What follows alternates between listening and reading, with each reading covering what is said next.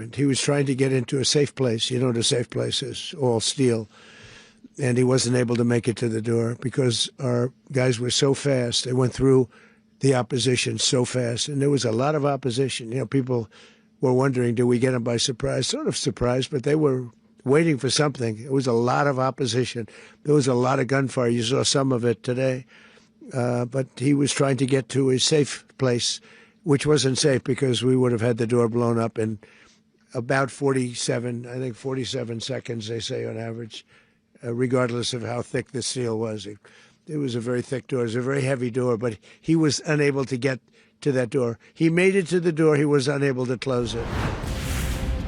He was trying to reach the steel room, but he didn't make it. It was a very thick door. It was a very heavy door, but he was unable to get to that door. He made it to the door. He was unable to close it. That's how Donald Trump described the final seconds of Nicolás Maduro as U.S. Special Operations Forces closed in. A house that functioned like a fortress, steel doors, a reinforced safe space, but no time, because Maduro never reached it. In the early hours of Saturday, January 3rd, the skies over Venezuela lit up. Low-flying aircraft, explosions, power outages across parts of Caracas. U.S. Special Operations Forces had entered Venezuelan territory, and their target was the president himself. Maduro and his wife, Celia Adela Flores de Maduro, were inside Fort Tiuna, a heavily guarded military complex in the heart of the capital. According to senior figures in Maduro's own party, the residence was struck directly. What followed, they claim, was a kidnapping. Washington calls it something else. Multiple U.S. officials told American media the operation unfolded in minutes. Maduro and Flores were asleep when elite troops entered the residence. They were pulled from their bedroom, moved rapidly, placed onto a military helicopter. No time for speeches, no time for resistance. U.S. officials say there were no civilian deaths, though some American personnel were injured. While the White House stopped short of naming the unit, U.S. officials confirmed Delta Force soldiers were involved. President Trump revealed the operation had been rehearsed repeatedly, using a full-scale replica of the target site, every hallway mapped, every entry timed, every possible escape planned for. We arrived at Maduro's compound at 1:01 a.m. Eastern Standard Time, or 2:01 a.m. Caracas local time, and the apprehension force descended into Maduro's compound and moved with speed, precision, and discipline towards their objective, and isolated the area to ensure the safety and security of the ground force while apprehending the indicted persons.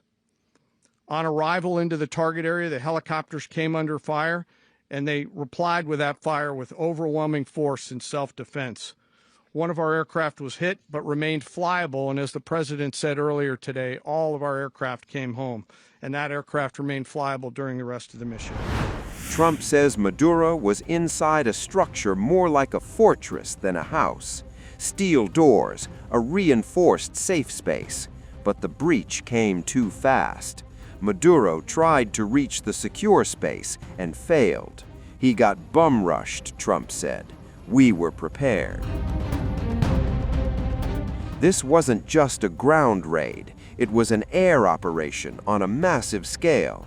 According to the chairman of the Joint Chiefs, more than 150 aircraft launched across the Western Hemisphere. The lineup included F-22 Raptor, F-35 Lightning II, FA-18 Super Hornet, B-1 Lancer, electronic warfare aircraft, drones, and multiple helicopter variants. Trump put it bluntly, there was a fighter jet for every possible situation. Behind the scenes, intelligence agencies played a critical role. The Central Intelligence Agency, the National Security Agency, and the National Geospatial Intelligence Agency fed real-time intelligence into the operation. Maduro had reportedly changed sleeping locations nightly. It didn't matter. His movements were still tracked. Trump approved the mission just 2 days before launch and watched it unfold from Mar-a-Lago. As the operation unfolded at the compound, our air and ground intelligence teams provided real-time updates to the ground force, ensuring those forces could safely navigate the complex environment without unnecessary risk. The force remained protected by overhead tactical aviation. Maduro and his wife, both indicted, gave up and were taken into custody by the Department of Justice, assisted by our incredible U.S. military with professionalism and precision, with no loss of U.S. life. After securing the indicted persons, the force began to prep for departure. Helicopters were called in to exfiltrate the extraction force, while fighter aircraft and remotely piloted aircraft provided overhead coverage and suppressive fire. There were multiple self-defense engagements as the force began to withdraw out of Venezuela. The force successfully exfiltrated and returned to their afloat launch bases, and the force was over the water at 3:29 a.m. Eastern Standard Time with indicted persons on board. And both Maduro and his wife were embarked aboard the USS Iwo Jima. In closing, what we've witnessed today is a powerful demonstration of America's joint force. We think, we develop, we train, we rehearse, we debrief, we rehearse again and again, not to get it right, but to ensure that we cannot get it wrong.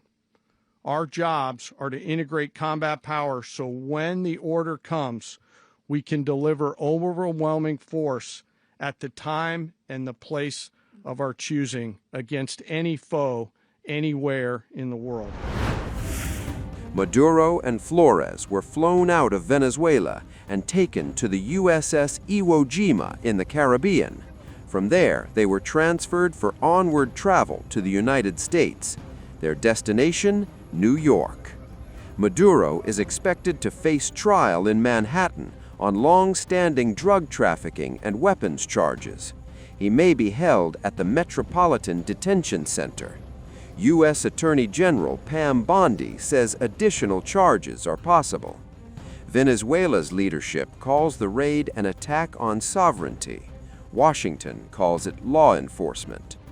A president dragged from bed, a region shaken, and a trial that could rewrite U.S.-Venezuela history. The capture of Nicolás Maduro marks one of the most dramatic covert operations in modern geopolitics, and its consequences are only just beginning. Good night. Happy New Year.